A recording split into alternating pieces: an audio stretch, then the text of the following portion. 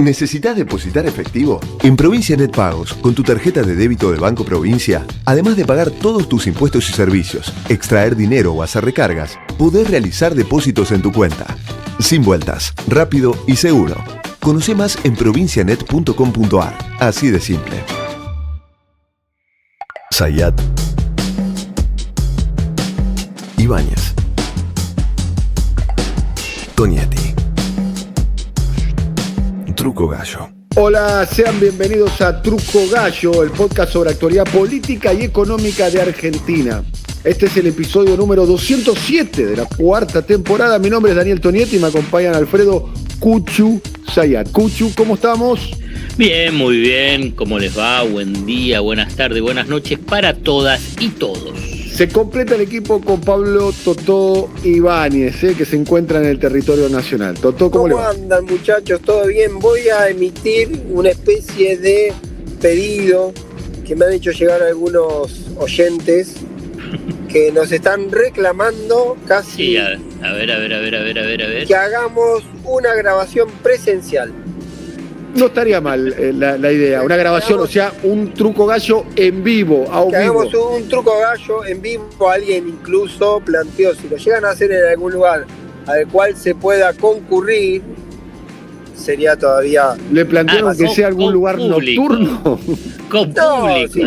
Con Claro, público, algún lugar con nocturno. público. No, yo soy un mero transmisor de la demanda que me llega y como mi votante en Gonen me dicen que yo tengo que transmitir esto, yo lo transmito, señor. Se trata de un público que quiere salir de su hogar y está buscando algún Ese tipo es de... el público que por lo menos quiere decir, yo estaba en la grabación de Truco Gallo. Mi amor, ¿a dónde te vas? Me voy a tu hogar. No es un buen. La verdad, no es un buen. No es un buen ejemplo. comentario. Puede ser mi amor al marido o a la mujer, claramente. Qué comentario terrible hiciste, Daniel, No, por Alfredo Tonietti. Muy bien. Bueno, me parece una muy buena sugerencia, dicho sea paso, que la deberíamos de implementar y la vamos a implementar. Pero volviendo a la cruda realidad de nuestro país, un tema central es el tema de la inflación, los precios y fundamentalmente los precios de los alimentos. Según cuentan, tuve la oportunidad de conversar con un ministro del Gabinete Nacional, la perspectiva que ve el gobierno en una mirada optimista, naturalmente los funcionarios casi que tienen la obligación de practicar y profesar el optimismo. En septiembre, en octubre, la inflación estaría descendiendo, y eso sería una medida auspiciosa según esa mirada, a un 3% mensual y con una perspectiva de que el año que viene la inflación esté descendiendo. Eso es la mirada optimista. Pero en el capítulo de hoy vamos a hacer una continuidad de la gran nota que escribió en el diario Página 12, donde es editor Alfredo. La nota plantea fundamentalmente desde el título el riesgo de la estrategia de los brazos cruzados de la política económica, por cierto, del gobierno, frente al precio de los alimentos, por la decisión de no subir las retenciones, por la decisión de no fijar cupos a las exportaciones, o en algunos casos, como una medida extrema, la idea de prohibir las ventas al exterior, y después también plantea, a modo de recuerdo, la necesidad, que sería ahora imperiosa, lo que hubiese sido muy valioso, que el Estado Nacional, entendiendo al Estado no para el gobierno, sino a la sociedad toda, tener un instrumento para intervenir en los precios internos, como hubiese sido en algún momento la posibilidad de la toma de Vicentín por parte de una empresa ligada al gobierno nacional. Bueno, queda de alguna manera planteada la cuestión, Cuchu, sobre los riesgos de los brazos cruzados o los brazos caídos, que parece lo mismo, no necesariamente lo mismo, pero es una figura que queda bastante bien resuelta, ¿no? Parece que es una política de dejar hacer frente a los aumentos de las materias primas y el impacto del precio de los alimentos. Dicho sea paso, en una guerra que impacta el conflicto en Ucrania, que no se sabe exactamente cuándo va a tener una resolución, que pueden ser meses o incluso algunos están pensando que puede durar más. Cuchu.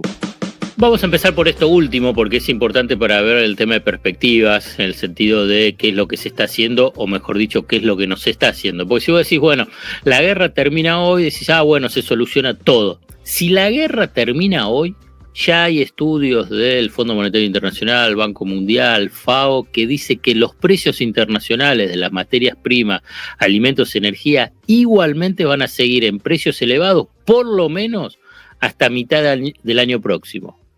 Pero tengan en cuenta lo que mencioné, si termina hoy, como no va a terminar hoy, digamos, claramente tenés un escenario ya más prolongado.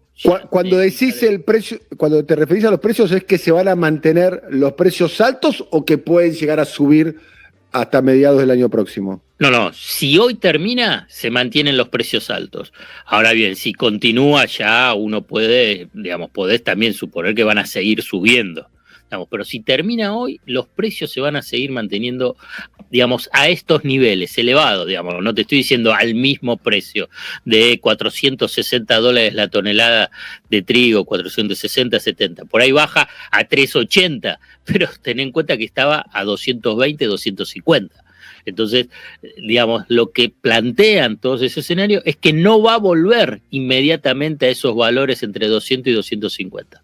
O sea que se va a seguir manteniendo elevado en los precios internacionales de las materias primas. Frente a ese escenario, ya muchos países, por lo menos 30 países, algo están haciendo. En realidad hay otros estudios que dicen ya desde comienzo de años, o sea, más de 30 países a partir de la guerra. Esto es un informe del Banco Mundial. Hay otros estudios que dicen que ya desde comienzo de año, antes de la guerra, ya hubo 47 países que tomaron medidas en el sector del comercio exterior, vinculado ¿qué? Para proteger sus mercados, para protegerse de los aumentos de la inflación importada, para proteger el consumo interno, para enfrentar el shock inflacionario que te viene del exterior, para garantizar el abastecimiento y el acceso de alimentos de la población. Y cuando es garantizar acceso y abastecimiento es a precios que puedan ser pagados por la sociedad, o sea, por la población, fundamentalmente los de los sectores de bajos recursos.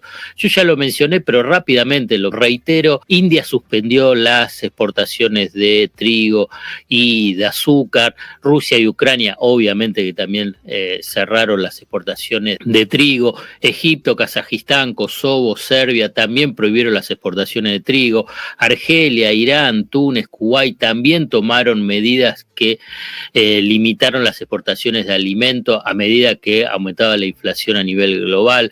Muchos países también empezaron a restringir las ventas al exterior de aceite de girasol, aceite de palma, fertilizantes, granos. Indonesia frenó la venta al exterior de lo que es un producto muy específico, pero que hace importante para toda la zona asiática, que es el aceite de palma, que es un ingrediente fundamental utilizado en muchos productos alimenticios y no alimenticios. Turquía también frenó las exportaciones de manteca, carne vacuna, maíz y aceite vegetales. ¿Por qué hago todo ese recorrido? Para decir que algo están haciendo el resto de los países para tratar de garantizar el abastecimiento de alimentos para la población a precios que no impliquen absorber plenamente el shock externo. Obviamente que algo siempre vas a tener. El tema es cómo amortiguás esos costos. Rápidamente me pueden decir, y bueno, ¿qué hace el resto de Europa? Digamos, sacando, digamos, lo que sería Europa Occidental. Bueno, desde hace décadas subsidia la producción agropecuaria. O sea que ahí hay muchísima plata para tratar de garantizar precisamente la seguridad alimentaria. Y Estados Unidos lo mismo. O sea que todos algo, de alguna forma están buscando cómo garantizar la seguridad alimentaria, o sea, el acceso a alimentos en cantidad y en precios. Incluso, obviamente, Rusia dentro de lo que es su guerra. Bueno, ¿qué está haciendo la Argentina? Esa es la pregunta básica y que me parece fundamental. Alfred, un detalle. ¿Cómo está con los países de América Latina eso? También están padeciendo esta situación. Lo que pasa es que pocos, salvo Brasil, digamos, tienen la fortuna de ser productores importantes de alimentos. Digamos, cuando yo estoy diciendo esto es porque son productores de alimentos. Los que son importadores netos, y bueno, lo están padeciendo. Le están padeciendo ese shock a nivel externo. Salvo Brasil, el resto tiene todas las restricciones y las complejidades de cuando sos importador neto. Pero digo, entonces, en esa variable que das, de alguna manera, porque hasta donde sé, por ahí me corregís, hasta donde sé, Brasil tampoco aplicó medidas y Uruguay tampoco aplicó medidas de restricciones externas. ¿Quedás de alguna manera más en la línea de Bolsonaro, Lacalle Pou, que de otras administraciones también productoras de alimentos? Sí, digamos, no me gustaría asociarlos así en forma lineal, pero es que la Argentina está transitando este shock externo como si fuese un importador neto, tanto de alimentos como de energía. Entonces, y fundamentalmente de alimentos, porque de energía trata de pilotearla vinculado con el tema del precio del combustible, no aumentándolo tanto. Vos fíjate qué es lo que pasa en Brasil. En Brasil aumentaron muy fuerte el precio de las naftas, generando un conflicto fenomenal con la sociedad, pero fundamentalmente también el manejo de Petrobras. Bolsonaro, y ahí seguramente Dani sabe mucho más con todo lo que está con la realidad brasileña, desplazó, me parece ya a 3 presidentes de Petrobras, precisamente para frente a esa tensión que se da en los precios de combustible, ¿no? Que está casi a $2 el litro en Brasil. En cambio en Argentina está $1 el litro. Y déjame hacerte otro comentario con esto, porque hubo 2 cosas que me quedé pensando del último podcast que hablamos del tema retenciones, las posibilidades de aumentar o no aumentar, y el otro elemento que aparecía en el menú, y te lo tiro sobre la mesa, era la cuestión de la necesidad de dólares, también la limitación de exportaciones, si no puede aparecer como un componente que limite el ingreso de dólares, siendo en este momento, sobre todo con el precio de la energía, una cuestión hipersensible para la Argentina también. Sí, es así. La Argentina enfrenta restricciones por lo que fue la herencia del gobierno de Macri frente a lo que es una economía bimonetaria y frente a la necesidad de dólares. Entonces, cada una de las medidas, digamos, tiene esa restricción. Por ejemplo, vinculado con el tema de retenciones, que después por ahí vos avanzás, bueno, hay una cuestión política y, si querés, discusión legal si las puedes subir o no. Además de política, que te encontrás con las tensiones incluso al interior de la fuerza del Frente de Todos con gobernadores. Si fijas cupo a las exportaciones, está vinculado con el tema de conseguir dólares del mismo modo si los prohibís. Ahora bien, bueno, ya diste marcha atrás con el tema de poder tener una empresa testigo cuando fue el caso Vicentín. Tampoco del tema de armar una empresa nacional de alimentos o la de recrear juntas nacionales de granos y carne. Ok, todas estas medidas, digamos, vos decís, bueno, por H o por B, por una cosa y otra, no las implemento. Entonces, ¿qué haces? La pregunta es, ¿qué haces? Digamos, te quedás de brazos cruzados, entonces tenés el impacto plenamente. Yo mencioné, y que me parece que es para explorar, es que está bien, no tenés Vicentín, pero vos sabés que en la estructura, si querés, del Estado, de intervención del Estado en el sector, hay una empresa que puede llegar a tener un rol importante, que es YPF Agro. YPF Agro es una división dentro de YPF y ahí la maneja YPF el Estado. Y me parece que YPF Agro tiene capacidad para poder tener una intervención mayor. Ahora bien, tiene que por lo menos tener una conducción que sea diferente a la conducción macrista que aún continúa dentro de YPF Agro, aspecto que merece por lo menos explicación por parte del gobierno y de la propia YPF de por qué YPF Agro sigue estando al frente una figura que viene del macrismo, y no solamente que continúa con el macrismo, sino que previo al macrismo estaba en el sector privado en Monsanto. Entonces, ahí hay un aspecto que YPF Agro tiene capacidad de ampliar la posibilidad de intervención en el sector. Y te voy a recordar un aspecto que por ahí muchos no lo tienen presente, que cuando Alberto Fernández salió y tuvo que dar marcha atrás vinculado con Vicentín. Recordemos que la idea original que había en desarrollo productivo del ministro Culfas es de incorporar Vicentín o de fusionar Vicentín y que esté dentro de YPF Agro y pase a ser una empresa testigo en el sector. Bueno, se dio marcha atrás con el tema de Vicentín, pero YPF Agro seguía estando. Y Alberto Fernández planteó la posibilidad de que YPF Agro, que es una división de negocios agropecuarios de la petrolera estatal, y te digo textual, se convierta en una sociedad autónoma de referencia del Estado en el sector cerealero. YPF Agro es una unidad de negocios de YPF que vende fertilizante y combustible a los productores agropecuarios, y escuché bien. Todo esto lo está diciendo Alberto Fernández en agosto del 2020, que los productores agropecuarios que le paga con cereales que luego se venden a las exportadoras. O sea, YPF Agro tiene cereales que luego las vende a las exportadoras.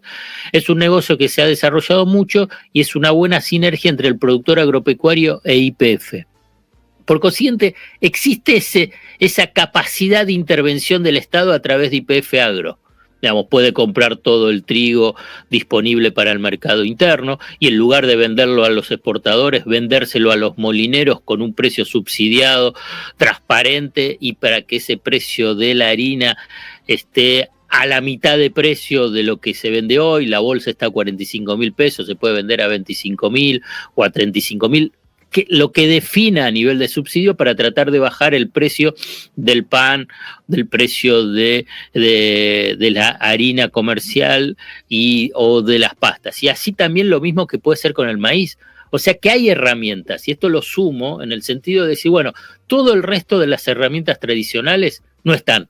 Ahora bien, significa que el gobierno tiene que quedarse de brazos cruzados y por consiguiente recibir de lleno el impacto de los aumentos de los precios internacionales de alimentos justo de un país que produce alimentos y además produce alimentos en forma con excedentes.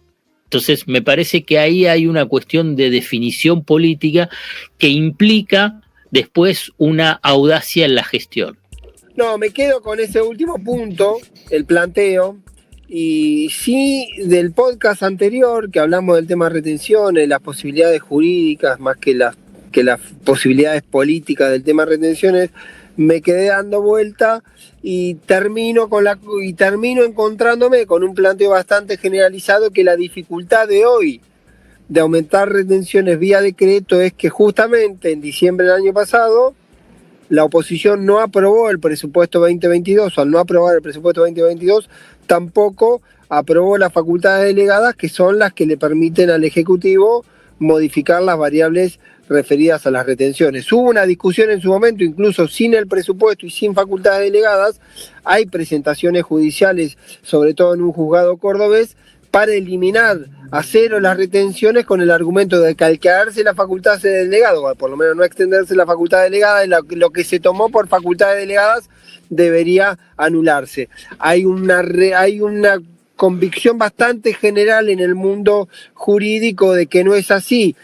Las retenciones dispuestas por facultades delegadas siguen vigentes. Lo que no puede hacer sin facultad delegada el Ejecutivo, al no tener justamente facultades delegadas, es modificar esas retenciones, y no podría modificarlas por resolución, como ocurrió en el 125, o por decreto en todo caso. Sí, en todo lo que sigue abierto en el frente de todos, y esto me parece que está tomando volumen porque cada vez se expresa más. No me he encontrado todavía con nadie que diga vamos a hacerlo, esta es la fecha, esta es la oportunidad.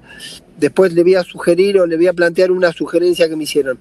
Es el tema de decir, bueno, si no lo podés hacer por decreto y no tenés mayoría en el Congreso, por lo menos sí tiene que ocurrir una manifestación política, hacer una movilización para que el Frente de Todos, o los sectores del Frente de Todos que quieren hacerlo, salgan a plantear que es necesario tomar alguna medida, por lo menos para dejar blanco sobre negro. Esa discusión está dentro del Frente de Todos, y alguien me tiró una idea de que podría ocurrir algo en ese sentido para el 9 de julio, que es una fecha que suele haber actividades oficiales y que podría convocarse a una medida en ese sentido, a una convocatoria en ese sentido. Todavía, por lo menos la información que yo tengo es que todavía muy verde plantea esta historia, pero aparecen distintas voces del oficialismo diciendo, evidentemente, si no se puede hacer de esa manera, por lo menos hay que manifestar que el interés o la voluntad del Frente de Todos es generar algún efecto en ese sentido, y si el Ejecutivo no lo hace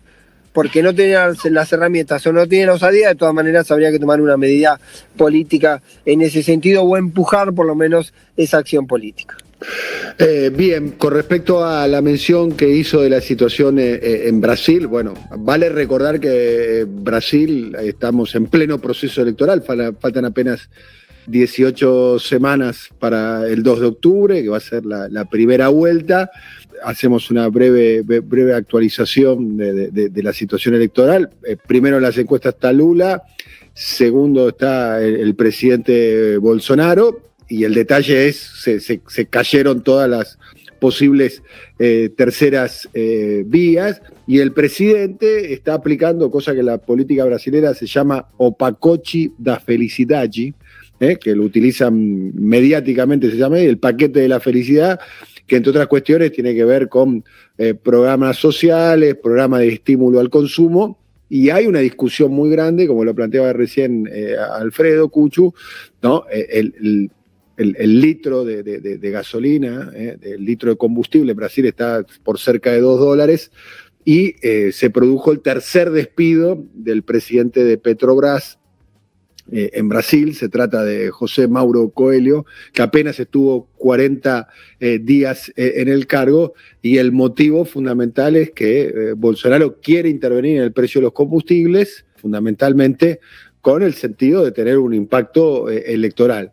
El tema de la inflación es un tema en Brasil, como es un tema en casi todo el mundo, primero por la pandemia y después por la guerra.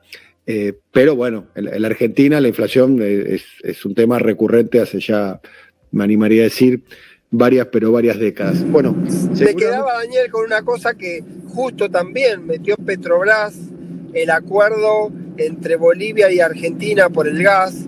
Hizo un rulo también Bolsonaro hablando de Bolivia, Argentina, un supuesto operativo para no enviarle gas a Brasil, y lo metió en esta clave también que a Bolsonaro le gusta mucho, de relaciones tipo de socios del Mercosur ayudando a Lula, como una especie de, así lo cuenta Bolsonaro, pero me pareció que también mete ese conflicto Petrobras y la cuestión energética, la mete también en la campaña electoral y le da un sentido, trata de darle un sentido ideológico.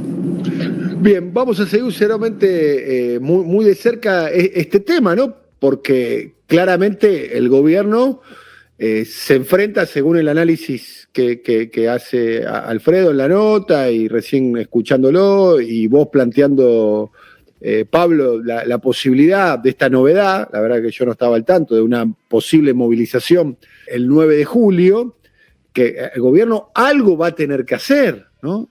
Porque la situación del impacto del precio de los alimentos en algún momento va a tener que tener algún tipo de límite, porque eso erosiona muchísimo, entre otras cuestiones, primero la capacidad, el margen de maniobra político del gobierno, por un lado, y después, yo no sé la percepción que tienen ustedes, la percepción que tienen los oyentes, pero yo creo que estamos viviendo un periodo preelectoral.